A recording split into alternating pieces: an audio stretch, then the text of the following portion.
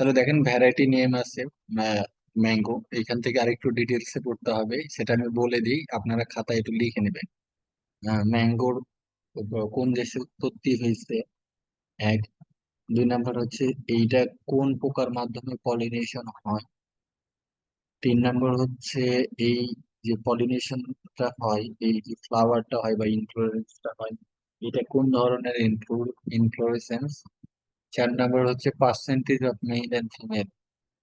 ঠিক আছে, এই চার পাঁচটা পয়েন্ট হচ্ছে একটু দেখে নেবেন। তাহলে দেখেন বাড়ি ম্যাঙ্গো ওয়ান, বাড়ি ম্যাঙ্গো দুই, তিন, চার পয়েন্ট।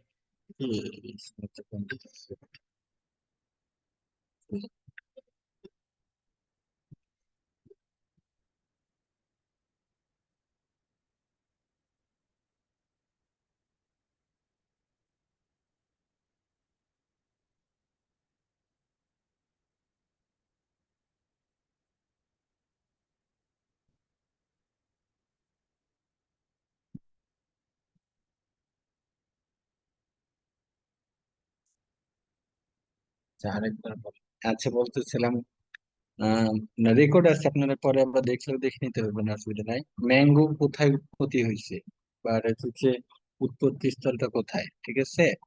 এর ক্রোমোজোম নাম্বার কত, এটা দেখবেন। তিন নম্বর হচ্ছে ইনফ্লোরেসেন্স নিয়ে দেখবেন। হ্যাঁ, ইনফ্লোরেসেন্স টাইপ যেটা আছে এইটা, এবং যে পলিনেশনটা হয় সেটা কোন পোকার মাধ্যমে হয়, এবং পার্সেন্টেজ, যে আপনার সাকসেসফুল পার্সেন্টেজ যেটা আছে, মানে আপনার একটা আমের গাছে যদি 100 ফুল ধরে, তাহলে এই 100 ফুলের মধ্যে ঠিক কতটি ফুল থেকে আপনার হচ্ছে বা কত পার্সেন্ট ফুল ফলে পরিণত হবে। ঠিক আছে, আমরা এই ভ্যারাইটি বা এগুলো একটু একটু করে মাঝে মাঝে পড়বো, তাহলে আমাদের পড়াগুলো সাথে আমরা জেনারেল পার্ট গুলো ইনশাল্লাহ শুরু করব। কারণ ওনাদের এই যে বললেন না ইউটিএসসি পরীক্ষাটা আছে, তো ওনারা রিটেন দিলে ওনারা একটু রিল্যাক্স করতে পারবেন, তখন আমরা জোরে সোরে শুরু করতে পারবো। তাহলে দেখেন আমরা বলতেছিলাম যে বাড়ি ম্যাঙ্গো এক, দুই, তিন, চার। দেখেন প্রথম চার, এটা ফার্স্ট হাইব্রিড ম্যাঙ্গো। হ্যাঁ, এইটা বাড়ির, এটা একটা কোশ্চেনে গত বছর আসছিল যে ফার্স্ট হাইব্রিড ভ্যারাইটি কোনটা বাড়ি থেকে। তো এটা হচ্ছে আপনার হচ্ছে বাড়ি ম্যাঙ্গো ফোর। যেটা বাড়ি ম্যাঙ্গো থ্রি, এটা লোকাল, এটা হচ্ছে আম্রপালি জাত। হ্যাঁ, আম্রপালিও কিন্তু আপনার হচ্ছে কি করা হয়েছে, দুইটা প্ল্যান্টের মধ্যে ক্রস করা হয়েছে।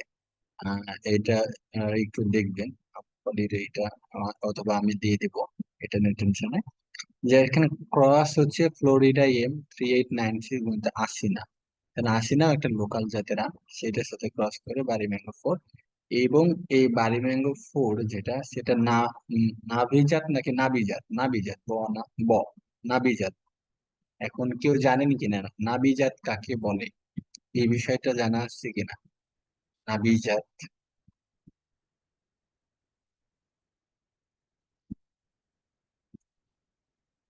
নাবিজাত সম্পর্কে কারো ধারণা আছে, নাবিজাতটা কি? আমরা কিন্তু ইংরেজিটা জানি, হ্যাঁ।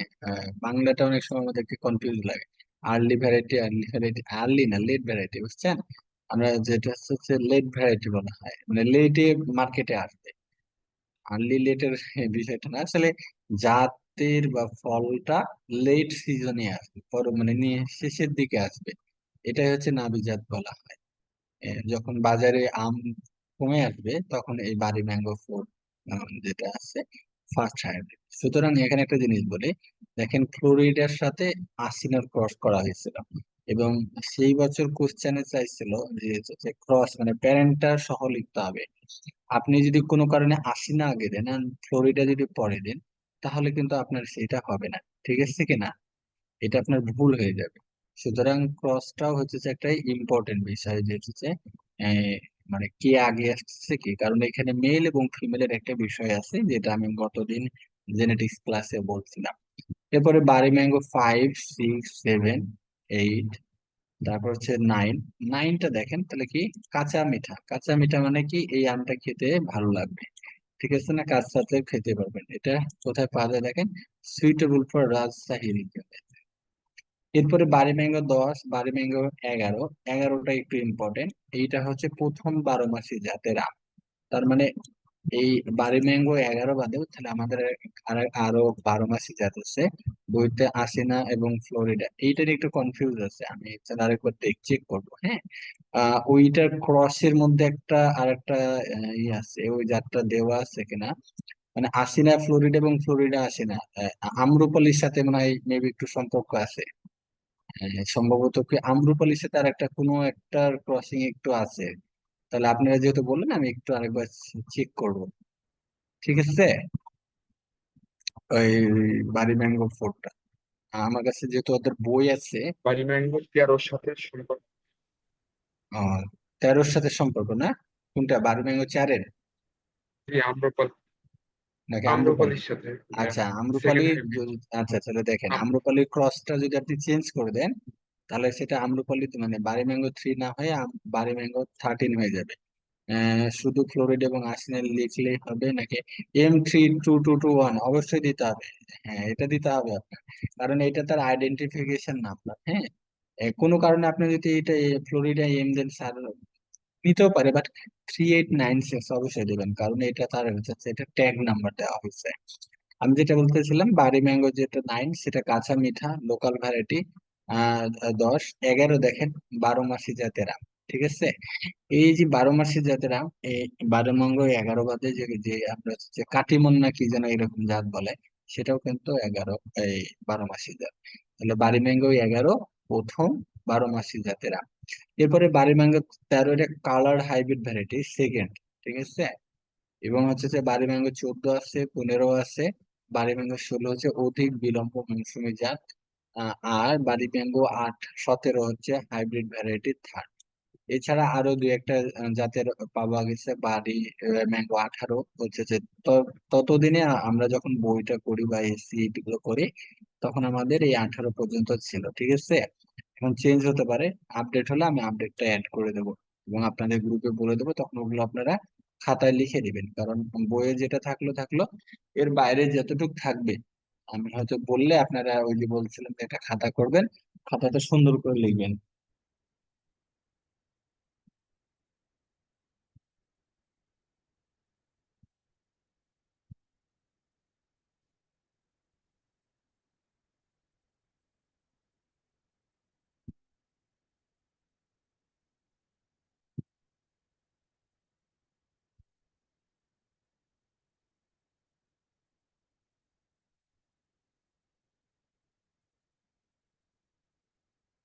এবং বাড়ি ব্যাঙ 18 কথা গুলো পরে যদি আরেকটা আসে তাহলে আরেকটা আমরা বলবো। এছাড়া দুই একটা এখন স্থানীয় জাত পাওয়া গেছে, তাহলে এখান থেকে কি কি ইম্পর্টেন্ট একটু আমি আরেকবার রিক্যাপ করি।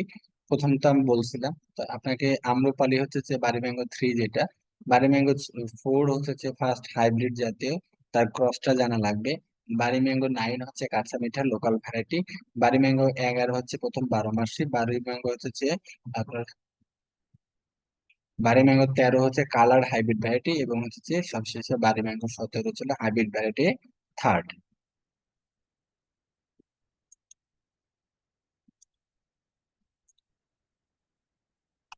তাহলে আমরা মানে আমি যেটা বলতেছিলাম যে আমরা একটু টুকটাক করে ডেলি আমরা হচ্ছে যে একটু করে হলো কি করব সাথে সাথে হচ্ছে যে আপনার হচ্ছে যে জাত সম্পর্কে একটু করে নেবো, তাহলে আপনাদের রিক্যাপ করতে একটু সুবিধা হবে। তাহলে আমরা এবার হচ্ছে যে নতুন পড়াতে যাই।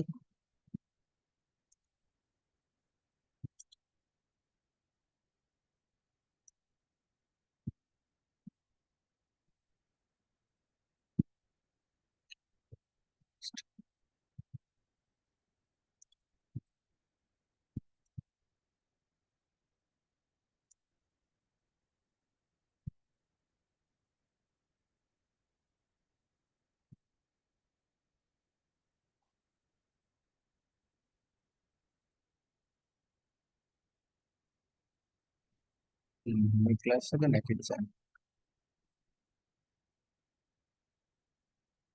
কমপ্লিটিং সেটা? আচ্ছা আমাদের এইটা মনে হয় আজকে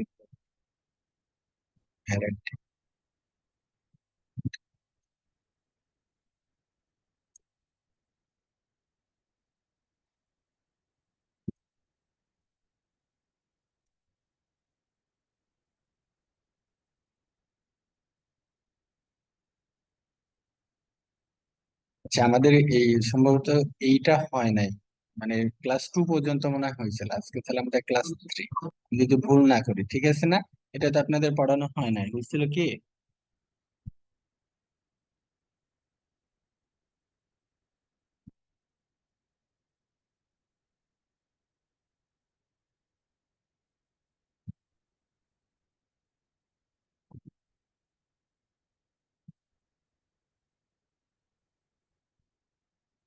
না, হয় না। আচ্ছা ঠিক আছে, তাহলে আমরা ডোমিনেন্স জেনেটিক ভেরিয়েশন। আসলে জেনেটিক্স এর একটা মজার বিষয় বলি, সেটা হচ্ছে আপনি ওই তার মানে যে শব্দগুলো থাকে, সেই শব্দগুলো দিয়ে আপনি অনেক কিছু বুঝতে পারবেন, যদি আপনার ক্লিয়ার কনসেপ্টটা থাকে। মুখস্থ করার বিষয়টা আসলে পরে, বাট আপনাকে প্রথমে ওই টার্মিনোলজি গুলো বা হচ্ছে যে শব্দগুলো থাকবে, সেই শব্দগুলোর মিনিংটা জানতে হবে। দেখেন, ডোমিনেন্স জেনেটিক ভেরিয়েশন, তার মানে একটা হচ্ছে যে এখানে ভেরিয়েশনটা হবে জেনেটিক, ঠিক আছে না? এবং আরেকটা ডোমিনেন্স, যে ডোমিনেন্স জেনেটিক। দেখেন, ডোমিনেন্স জিনিসটা কি, এই জিনিসটা আমি আগে একটু বলবো। আপনি নর্মালি যদি চিন্তা করেন, হ্যাঁ, আমি আপনাদেরকে ডোমিনেট করতেছি, ঠিক আছে কিনা বলেন? এখানে আমি আপনাদের ক্লাস নিচ্ছি, আমি আপনাদের ডোমিনেট করতেছি। ইভেন দেখা যাচ্ছে যে আমার সিনিয়র স্যার আমাকে ডোমিনেট করতেছে। আই মিন, ডোমিনেন্ট অন্য উত্তর দেবে না, মানে আমি ওনার কথা শুনতে বাধ্য। আপনারা যেমন আমার এখানে কথা শুনছেন, যতটুকুই শোনেন, বাধ্য না হলো, কারণ আমাদেরকে তো আর আপনারা 50 লাখ টাকা দেন নাই। আপনারা হচ্ছে 700 টাকা দিয়ে ভর্তি হয়েছেন, আমাদের তো আর 50 লাখ টাকার প্যাকেজ না, ঠিক না? তো ডোমিনেন্সের যেটা, তাহলে দেখেন আপনার কন্ডিশনের উপর ডিপেন্ড করতেছে, যে আপনার সাথে যখন আপনি আমার কম্পারিজন আসতেছে, তখন আপনি আপনাদেরকে আমি ডোমিনেট করতেছে, আমার সাথে যখন আমার সিনিয়র স্যারের আসতেছে, তখন তিনি আমাকে ডোমিনেট করতেছে। তাহলে কি এটা হেরিটেবল হচ্ছে? হেরিটেবল তো হচ্ছে না। আমি যদি আপনাদের ডোমিনেট করতাম, তাহলে আমি সব জায়গাতে ডোমিনেট করতাম, কিন্তু এটা করতে পারতেছি না, তার মানে এটা হেরিটেবল না। তাহলে দেখেন, এটা নন হেরিটেবল। কেন? Because it was destroyed during meiosis. এই যে যখন মায়োসিস হবে, তখন এটা আলাদা হয়ে যায়। It just masking the expression of another allelic gene, it's অ্যালিলিক জিন ইন্টারাকশন। তাহলে এটাকে কি বলা হয়? অ্যালিলিক জিন ইন্টারাকশন। তার মানে আপনি যদি চিন্তা করেন, আপনি আপনার পাশের ফ্রেন্ড বা আপনার রুমমেটকে আপনি সিনিয়র হিসাবে ডোমিনেট করতেছেন, ওই রুমমেটই আবার একজন পলিটিক্যাল পার্সন দ্বারা, অথবা হচ্ছে যে তার সিনিয়র দ্বারা ডোমিনেন্ট হচ্ছে। এই যে তাদের হচ্ছে যে পজিশন অনুযায়ী চেঞ্জ হচ্ছে, ঠিক আছে না? আপনি যদি চিন্তা করেন কম্পারিজন, আপনি যখন একজন আরেকজনের কাছাকাছি আসতেছেন, তার উপর ভিত্তি করে এই বিষয়টা হচ্ছে ডোমিনেন্ট হবে নাকি হচ্ছে রেসেসিভ হবে, এটা আপনি আপনার রুমমেটের পাশাপাশি যখন আসতেছেন, তখন আপনি আপনার রুমমেটকে ডোমিনেন্ট করতেছেন। সেই আপনি যখন আরেকজন হচ্ছে সিনিয়রের কাছে যাচ্ছেন, তখন তার দ্বারা আপনি ডোমিনেন্ট হচ্ছেন। তাহলে এটা হচ্ছে নন হেরিটেবল, এবং এটা ডিস্ট্রয়েড হয়ে যায় কখন, যেহেতু জেনেটিকের কথাটা আসছে, তার মানে আমাদের মায়োসিসের বিষয়টা আসবে। ঠিক আছে, ডিস্ট্রয়েড ডিউরিং হচ্ছে মায়োসিস। এটা কি করে? জাস্ট মাস্কিং দ্য এক্সপ্রেশন, মানে ওই যে বললাম না, আপনার এক্সপ্রেশন আপনার সিনিয়র রুমের দ্বারা হচ্ছে মাস্ক হয়ে যাচ্ছে, বা আপনার আপনার সিনিয়র দ্বারা হয়ে যাচ্ছে, ঠিক আছে? এটা অ্যালিলিক জিন ইন্টারাকশন বলা। তাহলে আমার মনে হয় যে ডোমিনেন্ট জেনেটিক ভেরিয়েশনটা কি, যে আমরা বোল্ড করে রাখছি, এটা বুঝতে পারবো। এখন কমপ্লিট ডমিনেন্সটা কি, ইনকমপ্লিটটাকে দেখেন। যখন হেটারোজাইগাস কন্ডিশনে থাকবে, আমরা দেখেন, আমি এখন এই টার্মিনোলজি গুলো বলবো, তখন আপনাকে এটা বুঝতে হবে, কারণ আমি আগেই বলছিলাম যে হেটারোজাইগাস কি। হেটারোজাইগাস কি? যখন একটা বড় হাতের এবং একটা ছোট হাতের থাকবে, তাহলে হেটারোজাইগাস কন্ডিশনে যখন একটা অ্যালিল কি করবে, আরেকটা অ্যালিলকে সম্পূর্ণরূপে মার্কস করে দেবে, বা তার যে এক্সপ্রেশন ক্ষমতা সেটাকে একেবারে ডিস্ট্রয় করে দেবে মনে হবে, সেইটাকে মনে হবে কমপ্লিট। দেখেন, এখানে পার্পল কালারের ফ্লাওয়ার এবং হোয়াইট ফ্লাওয়ার আছে, ঠিক আছে? পার্পল এবং হোয়াইটের মধ্যে শুধুমাত্র যে F1 আসছে বা হেটারোজাইগাস কন্ডিশন যেটা বলেন, সেইখানে শুধুমাত্র পার্পল হলো, তাহলে হোয়াইট কই গেল? এই হোয়াইট কে পার্পল কালার কি করছে আপনার, জাস্ট মাস্কিং করে দিয়েছে। বাট যখন এইটা আবার আমরা F2 তে যাচ্ছি, মানে সেলফিং হচ্ছে বা সেগ্রিগেটিং জেনারেশনে যখন যাচ্ছি, তখন কিন্তু আবার এই হোয়াইটটা এক্সপ্রেস হচ্ছে, ঠিক আছে কিনা? তাহলে F1 জেনারেশনে বা হেটারোজাইগাস কন্ডিশনে যেটা এক্সপ্রেস হবে, বা একটা অ্যালিল যদি আরেকটা অ্যালিলকে কমপ্লিটলি ডমিনেট করতে পারে বা তার এক্সপ্রেশনকে সাপ্রেস করতে পারে, তখন আমরা সেটাকে বলবো কমপ্লিট ডোমিনেন্স। তাহলে পার্সিয়াল বা ইনকমপ্লিট হলো কি, কাছাকাছি পারবে, হাফ পারবে, হাফ পারবে না। দেখেন রেড এর সাথে হোয়াইটের ক্রস করে এই ফোনে আমরা পাচ্ছি কি পিঙ্ক কালার। তার মানে এই পিঙ্ক কালার না রেড না হোয়াইট, তার মানে এরা দুজন মারামারি করছে, পরে কাছাকাছি একটা কালার এক্সপ্রেস হয়েছে, ঠিক আছে না? যদি রুমমেট দুজন একই ব্যাচমেটের হন, একই কিছু করেন, তখন কিন্তু একজন আরেকজনকে ডোমিনেট করতে পারবেন না। পারবেন? পারবেন না। এই জন্য তখন দেখা যাচ্ছে কি হচ্ছে, কমপ্লিট করবে না। আপনি আপনার মতবাদ দিবেন, সে তার মতবাদ দিয়ে একটা ইন্টারমিডিয়েট কিছু হচ্ছে, এটা হচ্ছে ইনকমপ্লিট ডোমিনেন্স। কোডোমিনেন্স কি? যখন আপনারা স্পেশালি কোনো ইউনিভার্সিটির অন্য ইউনিভার্সিটি থেকে যান, তখন যারা বাইরের ইউনিভার্সিটি থেকে আসে, তারা নিজেরা নিজেরা যদি এক রুমে থাকে, সব সময় চেষ্টা করে যে আমরা কি করব, একসাথে থাকবো, ঠিক আছে না? তাহলে দেখেন এইখানে both the allelic members of a gene pair express simultaneously in the heterozygous condition. Heterozygous কন্ডিশনে যদি কি করে, আপনার অ্যালিলিক মেম্বার্স এর যে জিনগুলো থাকে বা দুটোই যদি এক্সপ্রেস হয়, দুই প্যারেন্টের ট্রেড গুলো, তখন সেটাকে আমরা বলবো কোডোমিনেন্স। তাহলে আমি যে তিনটা বলছি, তিনটের সংজ্ঞা এবং ডোমিনেন্স কি, বা ডোমিনেন্স জেনেটিক ভেরিয়েশনটা কেন নন হেরিটেবল, এই জিনিসটা অবশ্যই কি আমার মনে হয় আপনাদের ক্লিয়ার হয়েছে। তাহলে আমি যদি একটু সামনের দিকে আগাবো, হেটারোডোমিনেন্স বা ওভার। এখানে একটু এইটু পূর্বে আমি বলতেছিলাম যে তার প্যারেন্টের মতন হচ্ছে, এমনও তো হইতে পারে তার প্যারেন্টের চাইতে আরো বেশি কিছু হয়ে গেল। তার মানে আমি যদি এটা বলি যে আপনি রুমমেট, আপনি সিনিয়র আছেন, আপনার একটা ব্যাচ জুনিয়র আছে, বাট ফার্স্ট ইয়ারের একজন আসছে জুনিয়র, সে এসে আপনাদের রুমমেটের সবাইকে ডমিনেট করতেছে, এরকম কন্ডিশনে যদি চলে যায়, তো ওটাই মনে করেন হেটারো বা ওভার ডমিনেন্স করতেছে। কোথায় ফোর্থ ইয়ারের স্যার ভাইয়া আছে তারে মানতেছে না, থার্ড ইয়ারের ভাইয়া আছে বা আপু সে মানতেছে না, সেকেন্ড ইয়ারের বা ফার্স্ট ইয়ারে আসছে সে এসে কি করতেছে, এই যে ডমিনেন্স শুরু করে দিচ্ছে, ঠিক আছে কি?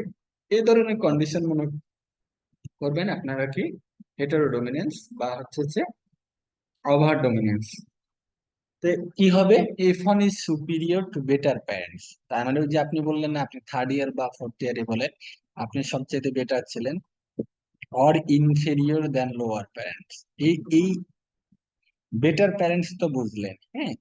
এখন এই যে ইনফিরিয়র কেন বলতেছে, এই জিনিসটা বুঝেন কিনা? অনেক সময় কোশ্চেনটা জিজ্ঞাসা করে ভাইভাতে, যে ইনফিরিয়র দেন হচ্ছে লোয়ার প্যারেন্টস, এই বিষয়টা কেউ বুঝেন?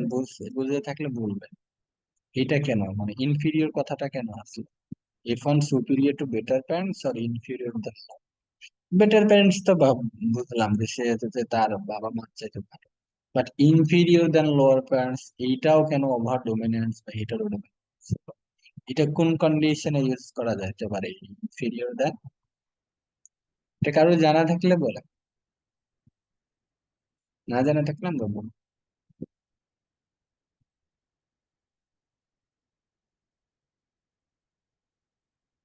আচ্ছা, একদম চেষ্টা করছি, মনে হচ্ছে আমরা একটু দেখি। আচ্ছা, ইনব্রিডিং ডিপ্রেশন নেগেটিভটা কম কম নিবে। আচ্ছা হ্যাঁ, ইনব্রিডিং ডিপ্রেশন, তাহলে ইনব্রিডিং ডিপ্রেশনটা কি এটা জানতে হবে। এখন দেখেন আমরা যেটা বলতেছিলাম, যে সেটাকে ভ্যারাইটি রিলিজের ক্ষেত্রে ব্যবহার করা যেতে পারে, হ্যাঁ ভ্যারাইটি রিলিজের ক্ষেত্রে ব্যবহার করা যেতে পারে, ঠিক আছে। বাট আমি বলতেছিলাম আপনি একটা প্যারেন্ট বা তার অফস্প্রিং আসছে, সেটা ইনফিরিয়র। এখন এই ইনফিরিয়রটা আপনি কোন ট্রেডের ক্ষেত্রে নিবেন? আমার যখন ট্রেড গুলো নেগেটিভ হবে, তার মানে কি, দেখেন একটা ডিজিজ হয়েছে আমার প্যারেন্টের ছিল, এবং তার অফস্প্রিং এর তার বাবা মায়ের চাইতে ডিজিজটা আরো কম হয়েছে, তাহলে এটা ইনফিরিয়র হচ্ছে না? কম হয়ে গেলে তো ইনফিরিয়র হচ্ছে, কিন্তু আমার ওই ট্রেডটা ভালো, ঠিক আছে না? কম হওয়া ভালো, ডিজিজ কম হওয়া ভালো, নেগেটিভ ইফেক্ট গুলো কম হওয়া ভালো, ঠিক আছে না? সেই ক্ষেত্রে আমরা ইনফিরিয়রটা চুজ করব। আমার মনে হয় ক্লিয়ার হয়েছে, না হলে বলবেন, আমি আবার চেষ্টা করবো। তাহলে দেখেন, এখন এই যে ইন্টারেকশন বলতেছিলাম, আসলে ডোমিনেন্স হবে কি হবে না, এটা আপনার ইনভায়রনমেন্টের উপর ডিপেন্ড করবে, আপনি কার সাথে পেয়ারিং করতেছেন। এখন এই যে ইন্টারাকশনের গল্প করতেছিলাম, এখন দেখেন কি কি ইন্টারাকশন গুলো হয়। আমরা পিওর লাইন অথবা ইনব্রিড লাইন, হাইব্রিড এবং open pollinated. And pure line বা ইনব্রিড লাইন কি? অ্যাডিটিভ অ্যাডিটিভ ইন্টারাকশন থাকে। ডোমিনেন্স দেখেন, হাইব্রিড বললাম না আমরা এফ ওয়ান, এই যে এফ ওয়ান নিয়ে কথা বলতেছি, কিন্তু এখন আমরা এই যে এফ ওয়ান হেটেরোজাইগাস এগুলো কিন্তু সবই এফ ওয়ান অথবা হাইব্রিড অথবা 100% হেটেরোজাইগাস, ঠিক আছে কিনা? এই ক্ষেত্রে কোন ধরনের ডোমিনেন্স দেখা যায়? দেখেন হাইব্রিড ডোমিনেন্সে ডোমিনেন্স ডোমিনেন্স ডোমিনেন্স ইন্টারাকশন এবং ওভার ডোমিনেন্স, যে আমরা হচ্ছে একটু আগে বললাম যে ওভার ডোমিনেন্স, সেগুলো দেখা যেতে পারে। পিওর লাইনের ক্ষেত্রে শুধুমাত্র অ্যাডিটিভ এবং অ্যাডিটিভ অ্যাডিটিভ ইন্টারাকশন থাকে। ওপেন পলিনেটেড ভ্যারাইটি যেগুলো আছে সেগুলোতে সব ধরনের ইন্টারাকশন থাকে। তাহলে যে ওপিভি, একটা নতুন কিছু আসতেছে, ওপিভি সম্পর্কে কারো ধারণা থাকলে বলবেন, না হলে আমি একটু বলবো। ওপিভি, ওপিভি সম্পর্কে কারোর কোনো ধারণা আছে? জেনেটিক্স এর এগুলো মানে একটু কষ্ট হবে আপনাদের, হ্যাঁ। পরে একসাথে যখন পড়বেন, আমার ক্লাসগুলো হয়ে যাবে তখন ভালো লাগবে। এখন কিন্তু একটু মানে হচ্ছে কমপ্লেক্স মনে হবে, স্পেশালি যাদের জেনেটিক্স নাই। ওপিভি সম্পর্কে ধারণা থাকলে বলতে পারেন, না হলে আমি বলবো। একটু রেসপন্স করবেন, তাহলে আমার জন্য সুবিধা।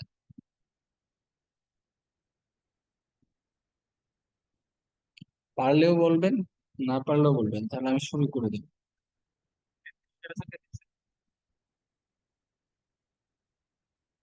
আচ্ছা দেখি। নাই নাই, ওকে ওকে ওকে ওকে। পলিনেশন কন্ট্রোল করা হয় না, হ্যাঁ ঠিক আছে। একজন বলছে নাই। দেখেন ওপিভি, দেখেন এখান থেকে দেখেন, আমি একটু যদি বলি, ওতে কি ওপেন পলিনেটেড ভ্যারাইটিস, ঠিক আছে না? তার মানে ওপেন করে দিচ্ছে, তার মানে এখানে আপনি কোনো কিছু ক্লোজ রাখতেছেন না। কি করতে, পলিনেশনটা কন্ট্রোল করতেছেন, এখন পোলেন সোর্সটা কন্ট্রোল হবে না। দেখেন আনকন্ট্রোল পোলেন সোর্স থাকবে, ঠিক আছে। তার মানে এখান থেকে কি হবে, এই যে আপনার, আমরা যদি এটা ভুট্টা গাছ চিন্তা করি, সেখানে কি আছে, এখানে বিভিন্ন ধরনের ফিমেল প্যারেন্ট আছে। আর এইখান থেকে এই পোলিন গুলো আপনার যে কোনো জায়গাতে স্প্রেডিং করতে পারতেছে, ঠিক আছে কিনা? এই যে আপনি পোলেন কন্ট্রোল করতেছেন না, এটাই হচ্ছে ওপেন পোলেন। র্যান্ডম ম্যাটিং, হ্যাঁ, no control over pollen, random mating. Random mating আর এখানে একটু পার্থক্য আছে। র্যান্ডম ম্যাটিং হচ্ছে আপনার যাকে ইচ্ছে তাকে আপনি হচ্ছে চুজ করতে পারবেন, ঠিক আছে না? হ্যাঁ, কিন্তু এই ওপেন পলিনেটেড ভ্যারাইটির ক্ষেত্রে যেখান দিয়ে যাবে সে সবাই কি করবে আপনার, আর হচ্ছে পলিনেটেড বা পলিনেশন বা ফার্টিলাইজেশন যেটা বলেন, এটা কমপ্লিট করে যাবে, ঠিক আছে না? র্যান্ডম ম্যাটিং এর একটা থাকে, আপনি একজনের সাথে ম্যাটিং করতেছেন, যে কোনো একজনের সাথে করার সুযোগ থাকে ওখানকার যে কোনো, বাট এখানে কোনো কন্ট্রোল থাকবে না, ও একেবারে। স্পেশালি যেগুলো হচ্ছে আপনার হচ্ছে ক্রস পলিনেটেড ক্রপ, সেইখানে এই বিষয়গুলো দেখা যায়, ঠিক আছে। তাহলে আমরা আরেকটু নিচে শুরু করি। তাহলে দেখেন আমরা হচ্ছে হাইব্রিড পড়ছি, হাইব্রিড কি, ওপেন পলিনেটেড ভ্যারাইটিস কি। এখন ভ্যারাইটি আসতেছে যেহেতু, স্ট্রেন কি, লাইন কি, পিওর লাইন কি, এই জিনিসগুলো একটু দেখেন। স্ট্রেন হচ্ছে a group of individual similar to the phenotype and open genotype. তার মানে তারা বাইরের দিকে বেশিরভাগ সময় কি থাকবে, ফেনোটাইপ মানে বাইরের দিক, ঠিক আছে না? আমরা বাইরে যে ট্রেড গুলো দেখতে পাই সেগুলো সিমিলার থাকবে। অ্যান্ড ওপেন জেনোটাইপ, মাঝে মাঝে ইন্টারনাল বিষয়গুলো সিমিলার থাকতে পারে। লাইনের ক্ষেত্রে দেখেন, a line of a group of individual having common parents and ancestor. আমরা বলি না যে লাইন ডেভেলপ করতে হবে, লাইন ডেভেলপ করতে হবে। তার মানে আপনারা যদি চিন্তা করেন, একটা পিতামাতার পরবর্তী যে জেনারেশন গুলো আছে এগুলো এক একটা লাইন আছে, হ্যাঁ। মানে আপনার বাবা মার থেকে আপনি যদি থাকেন, আপনার বোন ভাই যদি থাকে, তাহলে আপনি যদি কম্পারিজন করেন, আপনারা এক একজন লাইন, ঠিক আছে কিনা?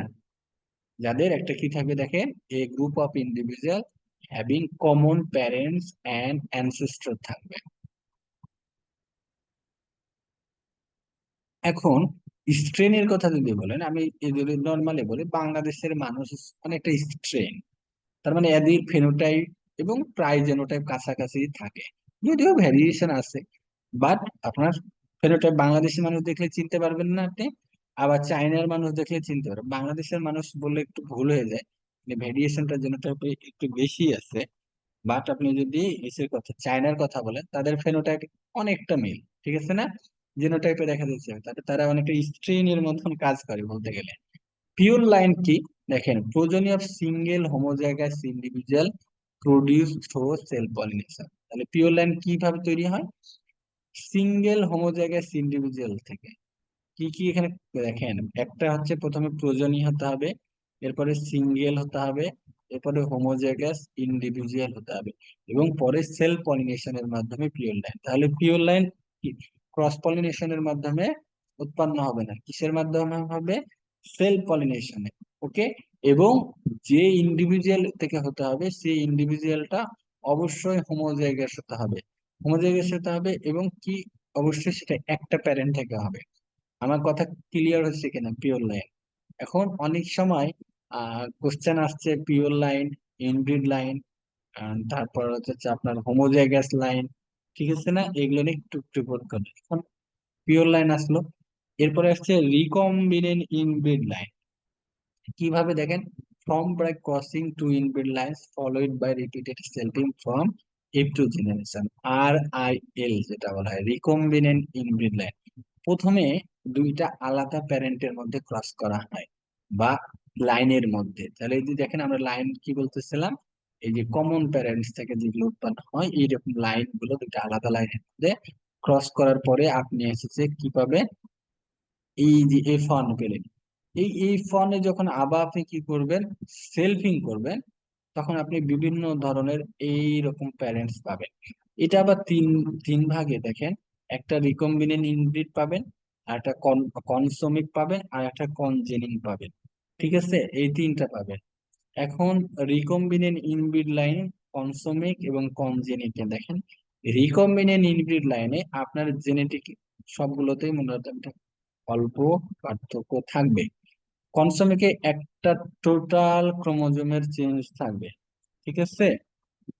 আর কনজেনিকের ক্ষেত্রে কি থাকবে? আপনার একটা ক্রোমোজোমের কোনো একটা পার্টে অথবা জিনে থাকবে। আমরা তাহলে দেখি, কনসোমিক স্ট্রেন কি? An inbred strain that contains a single entire chromosome from another strain. Clear হচ্ছে কিনা? মানে আর এটা আরেকবার বলি। আচ্ছা আচ্ছা, বলছে রিকম্বিনেন্ট ইনব্রিড লাইনটা দেখেন, রিকম্বিনেন্ট ইনব্রিড লাইনটা দেখেন, দুইটা এই আমি সবসময় বলি যে আপনি চিত্র দেখে পড়ার চেষ্টা করবেন। হ্যাঁ, এইখানে একটা সম্পূর্ণ আলাদা, এটা আলাদা। তাহলে crossing between two inbred lines followed by, যদি আপনি এখানে সেলফিং করেন, এটা সেলফিং করলে, রিপিটেড সেলফিং করলে এই যে যে জেনারেশনটা পাবেন সেইটা তিন ধরনের পেতে পারেন। হ্যাঁ, প্রথমত হচ্ছে রিকম্বিনেন্ট ইনব্রিড লাইন, যেটা কি থাকবে, তার ক্রোমোজোমের মধ্যে মানে হচ্ছে সে কিছু কিছু জায়গাতে পরিবর্তন পাবে। এই যে প্যারেন্ট ছেলে এইটা এটা এইটার মতো হুবহু পাবেন না, তাদের ক্রোমোজোমে, এটার ক্রোমোজোমে কিছু পার্থক্য, বা এটা মানে আপনার হচ্ছে ক্রসিং ওভার হবে, ঠিক আছে না? এটা হচ্ছে রিকম্বিনেন্ট, তার মানে রিকম্বিনেশন হয়েছে। ক্লিয়ার কথা যদি বলতে চান, তার মানে রিকম্বিনেশন যেটা হবে। কনসোমিকের ক্ষেত্রে কি হবে? তার জেনেটিক মেকআপ সবই থাকবে, কোনো একটা ইন্ডিভিজুয়াল ক্রোমোজোমের চেঞ্জ হবে, আর এটা ব্যাক ক্রসের মাধ্যমে করা হয়। আর F1 সেলফিং, হ্যাঁ F1 সেলফিং করবেন, F1 সেলফিং করলে F2 পাওয়া যায়, আমরা এটা বলবো একটু পরে। দেখেন এইখানে কনসোমিকের ক্ষেত্রে ব্যাক ক্রসের মাধ্যমে পুরো একটা ক্রোমোজোমের চেঞ্জ হতে পারে, অথবা একটা ক্রোমোজোমের একটা নির্দিষ্ট পার্ট। যদি কোনো ক্রোমোজোমের সম্পূর্ণটাই চেঞ্জ হয় সেটা কনসোমিক, আর যদি একটা নির্দিষ্ট পার্টে চেঞ্জ হয় সেটা হচ্ছে আপনার কনজেনিক। তাহলে দেখেন, inbred line that contains a single entire chromosome from another strain, যেটা বলতেছিলাম। আপনারা যদি একটু খেয়াল করেন, এই যে এই যে ক্রোমোজোমটা, সেইটা দেখেন এইখান থেকে আলাদা লাইন থেকে আসছে, ঠিক আছে না? লাইন বলেন, স্ট্রেন বলেন, সেইটা থেকে আসছে, কিন্তু এখানে বাকিগুলো সব এই প্যারেন্টের মতন। তাহলে এটা কিভাবে করা হয়েছে? ব্যাক ক্রসের মাধ্যমে, ঠিক আছে? এবং কনজেনিং এর ক্ষেত্রে দেখেন, laboratory by mating two inbred lines and back cross the direction to strand generation on recipient parent to be different বলে দরকার। এতটুকু জানলে হলো যে একটা জাস্ট নির্দিষ্ট পার্ট অথবা জিনের পরিবর্তন হলে সেইটা হচ্ছে আমরা কনজেনিক বলবো, আর পুরো ক্রোমোজোমের চেঞ্জ হয়ে গেলে সেইটাকে আমরা কি বলবো, কনসোমিক বলবো।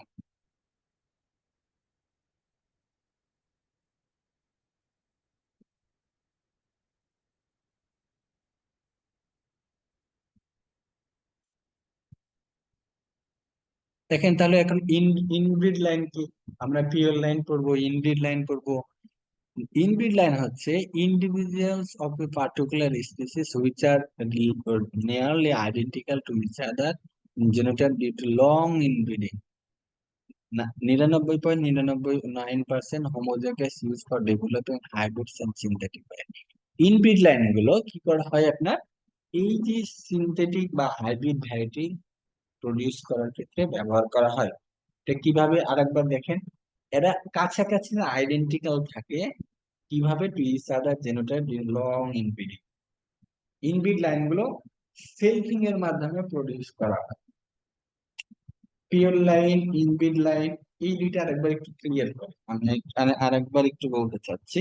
সেটা হচ্ছে মনে করেন আপনার দুইটা প্যারেন্ট আছে, প্যারেন্টের মাঝ এইখানে একটু দেখেন, এই যে এইটা একটা প্যারেন্ট, এইটা একটা প্যারেন্ট, F1 পাচ্ছেন, F1 কে আবার F1 এর সাথে ক্রস করলেন, F2 পাচ্ছেন, F2 কে F2 এর সাথে F3, এভাবে F3 পাবেন, F3 কে F3, F4, 6, 7, 8, 9, 10, এভাবে আস্তে আস্তে যখন জেনারেশন আগাইতে যাবেন, মানে বারবার সেলফিং করতে থাকবেন, তখন আপনি এই ইনব্রিড লাইন গুলো পাবেন।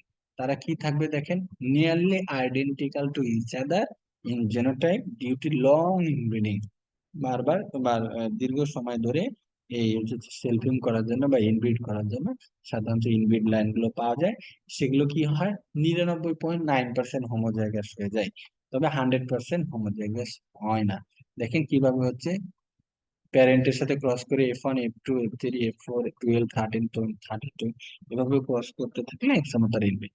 নিয়ার আইসোজেনিক NIL, এটা হচ্ছে লাইনগুলো থাকবে, সেই লাইনগুলো আপনার আগের লাইনের চাইতে কোনো একটা মাত্র স্পেসিফিক লোকাসে পরিবর্তন থাকবে।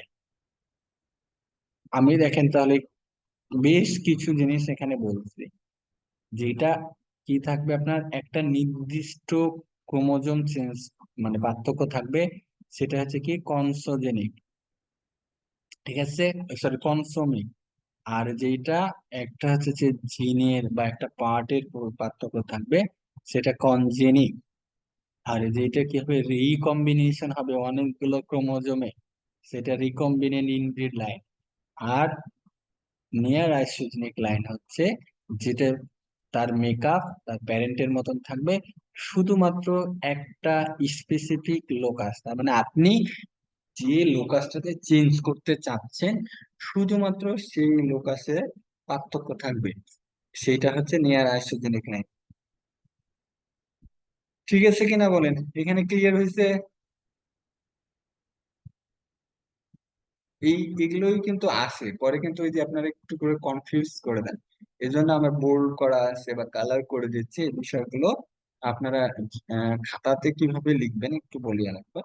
আপনাদের যেটা কাছাকাছি মনে হচ্ছে যে আমি এটার সাথে এটা গড়মিল করে দিতে পারি, সেগুলো একসাথে লিখবেন। ওকে,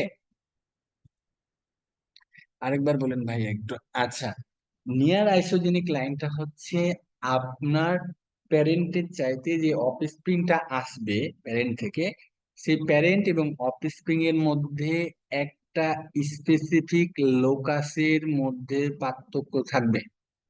যদি এরকম পার্থক্য হয় সেটা নিয়ার আইসোজেনিক লাইন। যদি আপনার প্যারেন্ট, দুই প্যারেন্টের মানে হচ্ছে যে সব ক্রোমোজোম বা কিছু ক্রোমোজোমের মধ্যে রিকম্বিনেশনটা হয়, নতুন কিছু হয়, সেটা RIL হবে। সাধারণত মায়োসিস সেল ডিভিশনের মাধ্যমে RIL হয়, রিকম্বিনেন্ট ইনব্রিড লাইন গুলো হয়।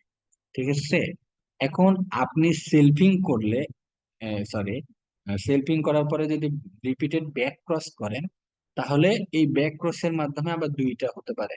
নাম্বার ওয়ান, সেটা হচ্ছে যদি সম্পূর্ণ ক্রোমোজোমটাই চেঞ্জ হয়ে যায় বা নতুন থাকে বা তার নতুন প্যারেন্ট থেকে পাই, ঠিক আছে, সেটা হবে কনজেনিক। আর যদি একটা ক্রোমোজোমের কোনো একটা পার্টের যদি পার্থক্য হয়, সেটা, সরি আমি বারবার এটা ভুল করতেছি, যদি সম্পূর্ণ ক্রোমোজোমটা চেঞ্জ হয় সেটা কনসোমিক, আর যদি একটা পার্ট চেঞ্জ হয় সেটা হচ্ছে কনজেনিক। ঠিক আছে। ইনব্রিড লাইন গুলো কি হয়, আপনার যদি রিপিটেড ইনব্রিড করতে থাকেন, ক্রস করতে থাকেন, সেলফিং, প্রথমে একটা ক্রস করবেন, এরপরে রিপিটেড যদি সেলফিং করতে থাকেন, তখন সেটা ইনব্রিড লাইন ডেভেলপ হবে, এবং তারা 99.99% হোমোজাইগাস হয়। এবং সাধারণত কি কিসে ইউজ করা হয়, আপনার হাইব্রিডস এবং সিনথেটিক হচ্ছে ভ্যারাইটি ডেভেলপমেন্ট করার জন্য। এরপরে হচ্ছে ডাবল হ্যাপ্লয়েড লাইন। এখন হ্যাপ্লয়েড কি, ডাবল হ্যাপ্লয়েড কি, সিসির দিকে অসুবিধা না, করে দিতে পারবো ইনশাআল্লাহ। ডাবল হ্যাপ্লয়েড, আর আগে হ্যাপ্লয়েড জিনিসটা জানতে হবে, তারপর না আমরা ডাবল হ্যাপ্লয়েড লাইন, আমরা লাইন জেনেছি লাইন কি, তাহলে এখন হ্যাপ্লয়েড লাইন কি এটা জানতে হবে। তারপর আমরা ডাবল হ্যাপ্লয়েডে যাব।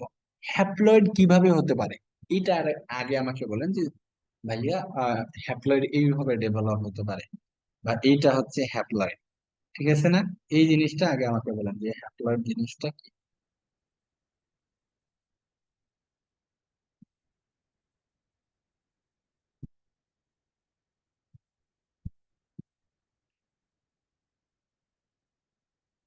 মায়োসিস এর মাধ্যমে অর্ধেক, হ্যাঁ কিছুটা ক্লিয়ার করছে।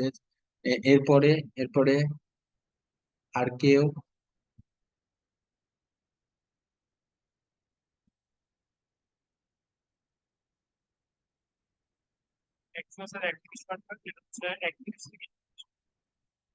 অ্যান্থার বা পোলেন কালচার মায়োসিসের মাঝে 2n থেকে n হবে। হ্যাঁ, রাব্বি আসলাম তামান্না, ধন্যবাদ। যে সেটা কি থাকবে, n সংখ্যক, যখন মানে 2n থেকে যখন n সংখ্যক থাকবে সেটা হচ্ছে হ্যাপ্লয়েড। তাহলে ডাবল হ্যাপ্লয়েডটা কি, এবার একটু চিন্তা করেন যে ডাবল হ্যাপ্লয়েডটা কি। পলসেসিং ট্রিটমেন্ট দিয়ে ডাবল হ্যাঁ বলেন অ্যান্থার বলেন। কালচার, অ্যান্থার কালচার বা পোলেন কালচারের মাধ্যমে পলসেসিং ট্রিটমেন্ট দিয়ে ক্রোমোজোমকে ডাবলিং করা। হ্যাঁ, হ্যাপ্লয়েডের ক্রোমোজোমকে ডাবল করা, তার মানে হ্যাপ্লয়েডের ক্রোমোজোম যখন আপনি ডাবল করবেন তখন সেটা ডাবল হ্যাপ্লয়েড হবে। এখন এটা কিভাবে হয় এটা আমরা পরে, এটা আগে জানেন যে ডাবল হ্যাপ্লয়েডে কি হবে, ক্রোমোজোমটা ডাবল হবে। কার ডাবল হবে, ওই যে হ্যাপ্লয়েড আসছিল মানে এন থেকে টোয়াইস এন হবে। তাহলে আপনার এই টু এন, যে ডাবল হ্যাপ্লয়েড এন থেকে যেহেতু ক্রোমোজোম ডাবল করতেছেন তাহলে 2n হচ্ছে, এই 2n এবং নর্মাল যে ক্রসের মাধ্যমে আমরা 2n পাই, ডাবল অ্যাপ্লাই করা হয় বা বেটা, হ্যাঁ ঠিক আছে, কোলসিসিন অথবা বেটা আলফা বেটা হচ্ছে মার্কেপ্টো ইথোনাইন, ইথোনাইন দিয়ে ডাবল করা যায়। আচ্ছা, আমি যেটা বলতেছিলাম, ডাবল হ্যাপ্লয়েড করে তো আপনি 2n পাবেন, ঠিক আছে না, n থেকে 2n হবে।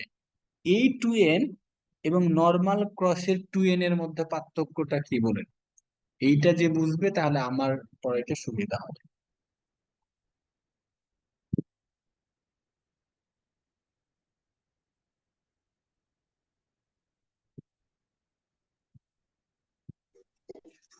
নর্মাল যে টু এন, সেখানে এক সেট ক্রোমোজোম ফাদার আর এক সেট ক্রোমোজোম মাদার থেকে আসবে।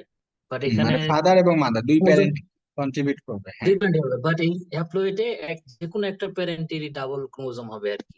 হ্যাঁ তার একটা মানে প্যারেন্ট থাকবে। তাহলে হ্যাঁ, এইটার আর তাহলে কমন কমন পার্থক্য আরেকটা কিছু বলেন, এটার মধ্যে ওটার পার্থক্য কি হচ্ছে, একটা পার্থক্য বললেন যে নর্মাল ক্রসে দুইটা প্যারেন্ট থাকবে, বা ডাবল হ্যাপ্লয়েডে একটা প্যারেন্ট থেকেই আসবে, ঠিক আছে না, তো আছে। আর এইটা হচ্ছে ডাবল হ্যাপ্লয়েড 100% হোমোজাইগাস, ঠিক আছে কিনা, ডাবল হ্যাপ্লয়েড অলওয়েজ 100% হোমোজাইগাস, এবং হোমোজাইগাস মানে আইডেন্টিক্যাল, ঠিক আছে, কিন্তু আপনার ওই যে টুয়াইসেন পাইছিলেন সেটা 100% হোমোজাইগাস না, সেটা 100% হেটারোজাইগাস হতে পারে, কিন্তু double haploid line always 100% homozygous, এই জিনিসটা ভুল করবেন না, এটা অনেক সময় কোশ্চেনে আসে। ওকে, নর্মাল টুয়াইসেন এ বি, পলিসিসিন দিয়ে এ এ বি বি হবে, এ এ বি বি হবে, ডাবল এ দুইটা ক্রোমোজোম, ডাবল হ্যাপ্লয়েড হবে। হ্যাঁ ঠিক আছে, তাহলে আমরা একটু এখন সংজ্ঞাটা দেখেন, দেখেন genotypes formed when haploid cell undergo chromosome doubling, ঠিক আছে। যে হ্যাপ্লয়েড সেল আমরা যেটা বলতেছিলাম, এই হ্যাপ্লয়েড সেলটা আমরা মায়োসিসের মাধ্যমে পাই। সেই হ্যাপ্লয়েড সেলটা ক্রোমোজোম ডাবলিং করলে আমরা ডিপ্লয়েড পাবো। এখন হ্যাপ্লয়েড সেল থেকে কি কোনো ধরনের গাছ পাওয়া সম্ভব কিনা, এই হ্যাপ্লয়েড সেল থেকে আমরা কেন ক্রোমোজোম ডাবলিং এ গেলাম, আমরা তো হ্যাপ্লয়েডই রেখে দিতে পারতাম। এটা কারোর জানা আছে কিনা একটু বলবেন। হ্যাঁ, আমি আপনাদের কাছ থেকে মানে জিজ্ঞাসা করতেছি, তাহলে আপনাদের বলার অভিজ্ঞতাটা হবে মাথাতে বা ব্রেনে, এটা ভালোভাবে থাকবে। প্লাস হচ্ছে আপনাদের কোনো কিছু সমস্যা থাকলে সেটা ক্লিয়ার হবে। না ভাইয়া পিউবিটি কেন, মানে ওই যে কেন হচ্ছে যে, মানে এই হ্যাপ্লয়েড প্ল্যান্ট কি গ্রো করবে নাকি গ্রো করবে না? আমি যদি হ্যাপ্লয়েড সেল থেকে কোনো প্ল্যান্ট হয়, তাহলে এটা কি বেঁচে থাকবে? হ্যাঁ। আর করবে না, গ্রো করবে, স্টেরাইল হয়ে যাবে। ঠিক আছে, দেখেন এই জিনিসটা একটু ক্লিয়ার করি আপনাদের। হ্যাপ্লয়েড যখন থাকছে তখন তো তার মাইটোসিসে কোনো সমস্যা না। সমস্যা সমস্যা হচ্ছে তার মায়োসিস সেল ডিভিশনে। যখন আমরা জানি মায়োসিস সেল ডিভিশনকে আমরা রিডাকশনাল ক্রোমোজোমাল ডিভিশন যেখানে হয়, তার মানে ওই যে রিডাকশন হচ্ছে ক্রোমোজোমটা, সেখান থেকে 2s থেকে এন হয়, 4n থাকলে 2n হয়। তাহলে এন থাকলে কি হাফ এন হবে? না, হাফ এন তো হবে না। তখন সেই স্টেরাইল হয়ে যাবে, তার মানে তারা ফুল ফুটবে, কিন্তু সেখানে কোনো পলিনেশন হবে না, ফার্টিলাইজেশন হবে না, সেই গাছটা নেক্সট জেনারেশনে যাইতে পারবে না। আমার কথা ক্লিয়ার হয়েছে কিনা? তার মানে আলটিমেটলি সিড হবে না।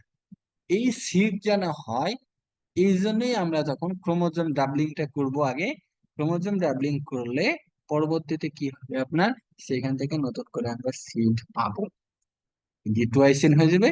এই এন থেকে তখন আবার হচ্ছে টুয়াইসেন থেকে আমরা মায়োসিসের মাধ্যমে এন পাবো। আমার কথাটা ক্লিয়ার হয়েছে কিনা একটু বলবেন, তাহলে আমি বুঝতে পারবো যে হ্যাঁ আমি যেটা বোঝাতে চাচ্ছি সেটা হচ্ছে। দেখেন, কনভেনশনাল ব্রিডিং এ সাধারণত 6 থেকে 7 জেনারেশন লাগে কমপ্লিট হোমোজাইগোসিটি অর্জন করতে, যেখানে ডাবল হ্যাপ্লয়েড লাইন্সে একমাত্র এক জেনারেশনে আমরা 100% হোমোজাইগোসিটি অর্জন করতে পারি। ওকে, এখন কিভাবে দেখেন 6-7-এর কথা বলছিলেন, দেখেন আমরা F1 জেনারেশনের কথা বলতেছিলাম। F1, F2, F3, F4, F5, F6 এ যে দেখেন 96% আমাদের হোমোজাইগোসিটি বা হোমোজাইগোট যেটাই বলেন সেটা অর্জন হয়েছে। বাট আপনি যদি ক্রোমোজোম ডাবলিং করেন, তখন কি হবে, এক জেনারেশনেই হয়ে যাবে। হোমোজাইগোসিটি কি, ফরেস্ট, ও সরি, ভ্যারাইটি আসছে এখন। ভ্যারাইটি এবং কাল্টিভার এই দুইটার মধ্যে একটু বলুন। দেখেন, আমি যে কোনো একটা ভ্যারাইটি ডেভেলপ করতে পারি, কিন্তু এটা কৃষক নিচ্ছে কি নিচ্ছে না, এটার উপর ডিপেন্ড করবে এটা কাল্টিভার হবে কি হবে না। আমার কথা ক্লিয়ার হয়েছে কিনা? অনেক নামি দামি সায়েন্টিস্ট দেখবেন, ভার্সিটির টিচার দেখবেন, দিনে ভ্যারাইটি রাত্রে ভ্যারাইটি, দিনে ভ্যারাইটি রাত্রে ভ্যারাইটি ডেভেলপ করতেছে। তার মানে আমাদের যে ন্যাশনাল সিড বোর্ড আছে, সেইটা দ্বারা যদি তারা অথরিটি যদি অ্যাপ্রুভ করে, সেটা ভ্যারাইটি হয়ে গেল। বাট যদি সেটা কাল্টিভেশন করে ফার্মাররা, সেইটা হবে কাল্টিভার। তার মানে সকল কাল্টিভারই ভ্যারাইটি, কিন্তু সকল ভ্যারাইটি কাল্টিভার না। এরপরে আসছে মডার্ন ভ্যারাইটি, হাইব্রিড ভ্যারাইটি, তারপর মেগা ভ্যারাইটি। এই ধরনের মডার্ন ভ্যারাইটি থেকে আপনার হচ্ছে যে হাইলিং ভ্যারাইটি গুলোর মধ্যে স্পেশাল কিছু ক্যারেক্টারিস্টিক থাকবে, যেমন সেটা শর্ট ডিউরেশন হতে পারে, সেটা ডিজিজ রেজিস্ট্যান্ট হতে পারে, সেটা আপনার হচ্ছে স্ট্রেস রেজিস্ট্যান্স হতে পারে। ঠিক আছে কিনা? তার মানে দেখেন, যেটা হাই ইল্ডিং ভ্যারাইটি সেইটা মডার্ন ভ্যারাইটি নাও হতে পারে। বাট সকল modern variety hybrid variety, high yielding variety. এখন আমার কোশ্চেন, হাইব্রিড ভ্যারাইটি যেটা, হাইব্রিড ভ্যারাইটি কি হাই ইল্ডিং ভ্যারাইটি নাকি মডার্ন ভ্যারাইটি, নাকি এই দুইটাই যে কোনো একটা হতে পারে?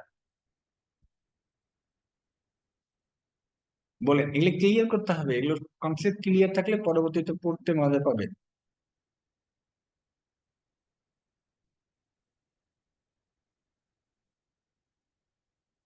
আরো জানা থাকলে বলেন। আমি বললাম হাইব্রিড ভ্যারাইটি যেটা, সেটা কি হাই ইল্ডিং ভ্যারাইটি? আচ্ছা, একজন বলার চেষ্টা করছে, তো দেখি। High yielding variety, modern variety, high yielding variety, হ্যাঁ এটা ঠিক আছে। বললাম যে হাইব্রিড ভ্যারাইটি যেটা আমরা হাইব্রিড বলি না, হাইব্রিড ধান যেটা শঙ্কর বলা হয় বাংলাতে, সেটা কি হাই ইল্ডিং ভ্যারাইটি? হ্যাঁ, সেটাও হাই ইল্ডিং ভ্যারাইটি। এবং সেটা যদি কি থাকে, কোনো শর্ট ডিউরেশন হয়, স্ট্রেস রেজিস্ট্যান্স হয়, সেটাও তাহলে মডার্ন ভ্যারাইটি হবে। ওকে, হাইলিং ভ্যারাইটি দেখেন কি হবে, এটা খাটো হবে, হার্ড প্ল্যান্ট হবে, থিক হবে, লিভস ইরেক্ট হবে, লো লজিং হবে, মানে মোটামুটি এখানে রাইসের স্টেট গুলো দেওয়া আছে। কাল্টিভার বলছি, হাইব্রিড ভ্যারাইটি দেখেন ভিগোরাস হবে এবং হাইলি প্রোডাক্টিভ হবে, হেটারোসিস ইজ ফুললি ইউজ হবে এখানে, এবং farmers can not preserve seed duty inbreeding depression. তাহলে এই যে হাইব্রিড ভ্যারাইটি গুলো থাকে, সেগুলো ফার্মার কি করতে পারে না, ইনব্রিডিং ডিপ্রেশনের কারণে সিড রাখতে পারে না।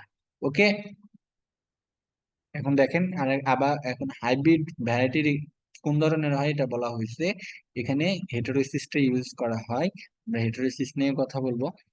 মেগা ভ্যারাইটিটা কি একটু আসে দেখেন, যেটা হাইল্ডিং হবে, হাই অ্যাডাপ্টেবল হবে, এবং cultivate for long area for long time, মানে সবকিছু বেশি বেশি যেগুলো হবে, এটা কিন্তু একটা কাল্টিভার, মনে রাখেন। মেগা ভ্যারাইটি একটা কাল্টিভার, কিন্তু সেটা কি দেখেন, আপনি যদি চিন্তা করেন 100 ভ্যারাইটি, বৃধান 100, অল্প একটু জায়গাতে হচ্ছে, বা বৃধান 34 অল্প একটু জায়গাতে হচ্ছে, কিন্তু আপনি কি কখনো কল্পনা করছেন যে হচ্ছে যে বৃধান 49 বা বৃধান 51 কত রিজনে হচ্ছে? আমন সিজনের দেখবেন 80% হচ্ছে 49 51 কাল্টিভেট হচ্ছে, ঠিক আছে। আবার আপনি যদি হচ্ছে যে বড় সিজনে যান, এখন হয়তো রিপ্লেস করতেছে, সরকার চেষ্টা করতেছে 28 29 বেশি হয়। তাহলে এই যে 49 51, তারপরে হচ্ছে যে 11, বিআর 11, এগুলো হচ্ছে সব হচ্ছে মেগা ভ্যারাইটি। তাদের ক্যারেক্টারিস্টিক গুলো কি থাকবে? প্রথম কথা হচ্ছে হাইল্ডিং হতে হবে, হাই অ্যাডাপ্টেবল ক্যাপাসিটি। এই ক্যাপাসিটি যদি নাই থাকে, তাহলে তো লং এরিয়াতে লং টাইম ধরে কাল্টিভেট হবে না। আমার কথা ক্লিয়ার হয়েছে কিনা? ওপিভি দেখেন, র্যান্ডম ম্যাটিং এর একটা সুযোগ দিবে এখানে, যেখানে কি হবে না, কোনো ধরনের কন্ট্রোল হবে না। কি কন্ট্রোল হবে না? পোলেনটা কন্ট্রোল হবে না, যার যেখানে যেভাবে ইচ্ছা মতো হচ্ছে ওপিভি তে এই ম্যাটিং এর সুযোগটা থাকবে। আমি একটু যেটা একটু আগে বলতেছিলাম, যে এখানে কোনো কন্ট্রোল থাকবে না, এইটা হচ্ছে মেন কথা। নো কন্ট্রোল ওভার হচ্ছে পলিনেশন, যখন কোনো কন্ট্রোল করবেন না, তখন আপনার এই সুযোগটা থাকবে। লোকাল ভ্যারাইটি গুলো থাকবে, যেখানে আমরা বলি লোকাল ভ্যারাইটিতে লো ফার্টিলাইজার আপটেক ক্যাপাসিটি থাকে, সবকিছু লো থাকবে, লো ইল্ড হবে, লজিং হবে মানে পড়ে যাবে, লং হবে, এবং সোর্স অফ ডিফারেন্ট রেজিস্ট্যান্স দিন। তাহলে কি লোকাল ভ্যারাইটির দুইটা ক্যারেক্টারিস্টিক ভালো। নাম্বার ওয়ান হচ্ছে তাদের রেজিস্ট্যান্স জিন থাকে, 2 নাম্বার হচ্ছে সেগুলো হচ্ছে সুস্বাদু হয়। বাকি সবকিছু তাদের লো থাকে, এল দিয়ে থাকবে, দেখেন লো এল, লোতে লজিং, লোতে লং, লোতে হচ্ছে লো ফার্টিলাইজার ক্যাপাসিটি। তাহলে লোকাল ভ্যারাইটি এল দিয়ে শুরু হয়েছে, তার সবকিছু এল দিয়ে, শুধুমাত্র দুইটা জিনিস, 1 নাম্বার হচ্ছে তাদের রেজিস্ট্যান্স জিনিস থাকে, এবং কি থাকে, তারা খেতে সুস্বাদু হয়, ঠিক আছে কিনা। এরপরে বায়ো ফর্টিফিকেশন, এই কোশ্চেনটা এর আগেও আসছে। আপনি কোনো একটা ভ্যারাইটিতে নিউট্রিশনাল ইমপ্রুভমেন্ট করতে চাইবেন, আমি আবার বলতেছি, যখন নিউট্রিশনাল ইমপ্রুভমেন্ট করতে চাইবেন, তখন সেটা হবে বায়ো ফর্টিফিকেশন। ওকে, এখন এইটা যেমন আপনি যদি বলি বিধান 100 জিঙ্ক এনরিচ, তাহলে এটা কোন পদ্ধতিতে করা হয়েছে? এটা বায়ো ফর্টিফিকেশনের মাধ্যমে করা হয়েছে। আমি তাহলে এতক্ষণ পর্যন্ত যতগুলো সংজ্ঞা পড়াইছি, আপনাদের ক্লিয়ার হয়েছে কিনা একটু বলবেন, তাহলে আমি পপুলেশন বা নিচের দিকে নামবো। ক্লিয়ার হয়েছে কিনা সবাইকে একটু রেসপন্স করতে হবে, এমনিতে অনলাইনের বুঝছেন না, বোঝা মুশকিল তো। বায়ো ফর্টিফিকেশনটা আর একবার, আচ্ছা হ্যাঁ, বায়ো ফর্টিফিকেশনের জিনিসটা বলতেছিলাম, যে আপনার ভ্যারাইটিতে আপনি কি করতে চাচ্ছেন, নিউট্রিশনাল ইমপ্রুভমেন্ট করতে চাচ্ছেন, ঠিক আছে। আমি জিঙ্ক ইনক্রিজ আনবো, আমি আয়রন এফিসিয়েন্সি বাড়াবো, বা কপারে বাড়াবো, এই ধরনের যখন আমরা যেগুলো নিউট্রিশন হিসেবে গ্রহণ করি, বা ভিটামিন ইমপ্রুভমেন্ট করতে চাইবো, তখন এই পদ্ধতিটাকে বলা হয় বায়ো ফর্টিফিকেশন। ওকে, এখন আমরা পপুলেশনে যাব। স্পেশালি এই কোশ্চেনটা অনেকবার আসছে, আমরা একটু নিচের দিকে যদি যাই, এইটা যে হচ্ছে আপনার কি হয়, সেলফিং এর মাধ্যমে। দেখেন আমি এখানে সুন্দর করে একটু বোঝাবো, আমার মনে হয় এরপরে আপনাদের সমস্যা হয় না। এক্সাম্পলের কথা যেটা বলতেছিলাম, যেমন বৃধান 100, বৃধান 62, 72, 84, বাড়িগম 33, এগুলো সবই হচ্ছে বায়োফোর্টিফিকেশনের মাধ্যমে করা হয়েছে, যারা কি থাকে জিঙ্ক ইনক্রিজ। এখন আপনারা আমি আপনাদের বলি, বাংলাদেশে জিঙ্কের কেন এই ভ্যারাইটি গুলোর মধ্যে কেন জিঙ্ক নিয়ে আসছে, এটা জানেন কেউ? কেন জিঙ্ক নিয়ে আসছে? অথবা আমাদের দেশে ভিটামিন এ, এটার মানে হচ্ছে যে একটা ডেফিসিয়েন্সি আছে, জিঙ্কেরও একটা ডেফিসিয়েন্সি আছে, বাট কেন জিঙ্ক নিয়ে আসতেছে, এটা এটা কেউ যদি জানেন তাহলে বলবেন। আমি যদি না জানেন আমি পরে বলবো জিঙ্কের বিষয়টা কেন জিঙ্ক নিয়ে আসতেছে। দেখেন আমি বলতেছিলাম নাম্বার অফ জেনারেশন অফ সেলফিং, সেটা হচ্ছে দেখেন F1, যেটা F1 কি সেলফিং জেনারেশন না, তার মানে এটা সেলফিং জেনারেশন না, এটা ক্রস, ক্রস ঠিক না, ক্রস জেনারেশন যদি বলেন, ঠিক আছে না, এখানে ক্রসিং হয়। তাহলে এখানে ক্রসিং হলে এখানে হোমোজাইগোসিটি বা হোমোজাইগোট 0 থাকে, হেটেরোজাইগোট থাকে 100%, ঠিক আছে কিনা। টোটাল অলওয়েজ 100, এই কথাটা মনে রাখবেন, টোটাল কখনো 100-এর কম হবে না। এখন পরবর্তী যত সেলফিং করবেন আপনি এগুলো মনে রাখতে হবে না, একটাও মনে রাখতে হবে না, বিলিভ আমি যেটা বলতেছি এই জিনিসটা মনে রাখবেন, যে আপনি শুধু জেনে রাখবেন যে F1 মানে 100% কি হচ্ছে হেটেরোজাইগোট বা হেটেরোজাইগাস কন্ডিশন। এরপর থেকে যত জেনারেশনে নামবেন 50% করে হোমোজাইগোসিটি বাড়বে, 50% করে হেটেরোজাইগোসিটি কমবে। তাহলে আমরা দেখি 100 50% কত, 50, তাহলে 50 হোমোজাইগোসিটি বাড়লো আর 50% হেটেরোজাইগোসিটি। তাহলে আমরা F2 তে এই কন্ডিশন পেলাম, আমরা তাহলে F3 তে যাই। তাহলে আমরা বললাম যে আরেকবার সেলফিং করতেছেন, তাহলে আরেকবার সেলফিং করলে এই যে 50, এখানে 50 ছিল না, এটা কমবে, কিন্তু আপনি আবার 100 থেকে কমাবেন না, এইটা থেকে কমাবেন, তার মানে আগের জেনারেশন থেকে। তাহলে এখানে 50% কত, 25, এই 25 এইখানে যে যুক্ত হলো, তাহলে দেখেন আপনার 75 হয়ে গেল, ঠিক আছে না। 75 এখানে হলে অলওয়েজ 100, তাহলে এখানে 25, এই 25-এর পরের জেনারেশনে আবার 12.5, তাহলে 75 আর 12.5 এর 87.5, এখানে 12.5 আসলো, 12.5 কে আর অর্ধেক আবার এখানে যুক্ত হবে, তাহলে কত হবে 6.25, 6.25 এর অর্ধেক আবার হচ্ছে এখানে যুক্ত হবে, যেটা আসবে মানে 6.25 এর যোগফল কত, 3.125। এই জিনিসটা ক্লিয়ার হয়েছে কিনা?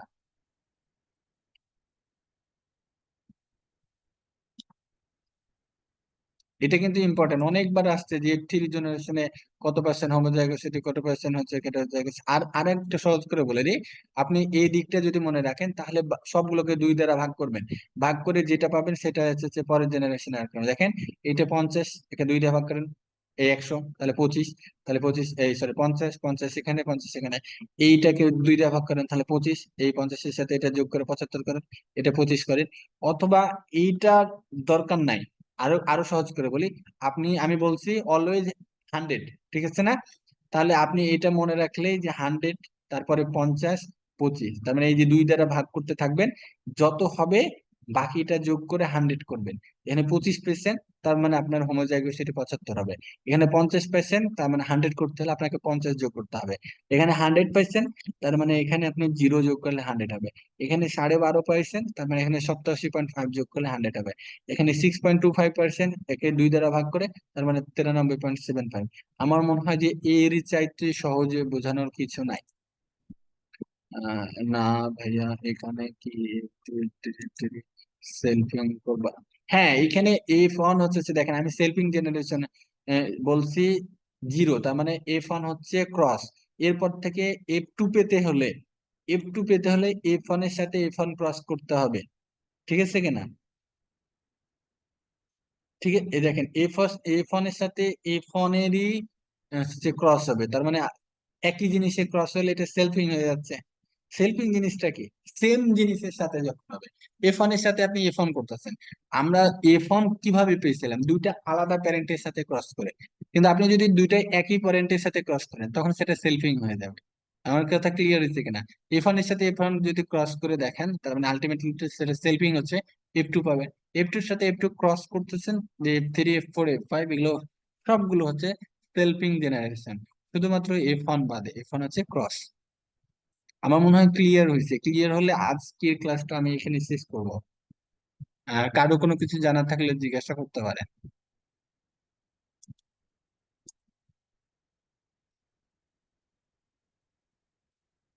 আমি যতটুকু পড়াচ্ছি এতটুকু পড়ে ফেলেন ইনশাল্লাহ। ভালোভাবে পড়বেন, দরকার হলে একটু ঘাটাঘাটিও করবেন, আপনি ক্লিয়ার করবেন, কনসেপ্টটা ক্লিয়ার করবেন। ঠিক আছে, তাহলে হবে। কারো কোনো কিছু জানা থাকলে বলতে পারেন, না থাকলে আমরা শেষ করে দেবো ইনশাল্লাহ।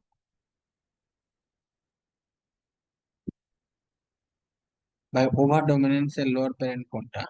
ওভার ডমিনেন্স এর লোয়ার প্যারেন্ট কোনটা? ওইটা ডিপেন্ড করবে, আপনার হচ্ছে মেলও হতে পারে ফিমেলও হতে পারে। হ্যাঁ, ওইটা আপনি এখান থেকে বলতে পারবেন না। ওইটা আপনার কাছে যখন প্যারেন্ট থাকবে তখন আপনি বলতে পারবেন যে এটা হচ্ছে ফিমেল প্যারেন্ট লোয়ার নাকি হচ্ছে মেল প্যারেন্ট লোয়ার। ওইটা আপনি আপনার অবজেক্টিভস বা ট্রেড দেখে আপনি জানতে পারবেন। ঠিক আছে না? আপনি আপনার এই যে আপনি আমার সাথে কম্পারিজন করলে আপনাকে বোঝা যাচ্ছে যে আপনি হচ্ছে যে আমি ডমিনেন্স করবো নাকি ওভার ডমিনেন্স হবে নাকি কি হবে। আমি আপনার চাইতে লম্বা না খাটো এটা আপনি না দেখে তা বলতে পারবেন না, পারবেন? হ্যাঁ, যেটা লো লো ট্রেড থাকবে সেটাই লোয়ার পয়েন্ট। হ্যাঁ, হ্যাঁ, যেটা লো থাকবে এবং সেটা ডিপেন্ড করবে তার সাথে, মানে ওই আরেক প্যারেন্টের সাথে কম্পারিজন করার সাথে। আপনি 5 ফুট, আপনি যদি 4 ফুটের সাথে কম্পারিজন করেন তার মানে আপনি লোয়ার না, আপনি হায়ার। কিন্তু 5 ফুট হয়ে যদি আপনি 6 ফুটের সাথে কম্পারিজন করেন তখন কিন্তু আপনি হচ্ছে লোয়ার হয়ে গেলেন। ঠিক আছে, এটা এই যে অবস্থানের উপর ভিত্তি করে চেঞ্জ হচ্ছে। এই জন্য এগুলো সাধারণত হেরিটেবল হয় না, এগুলো নন হেরিটেবল। আর কিছু ভাবে তো বুঝতে পারছি লোডেড। আচ্ছা আচ্ছা, আর কারণ না জিজ্ঞেস থাকলে সবাই ভালো থাকেন। আমি আপলোড দিয়ে দেবেন এই ক্লাসটা, পরে দেখে নেবেন।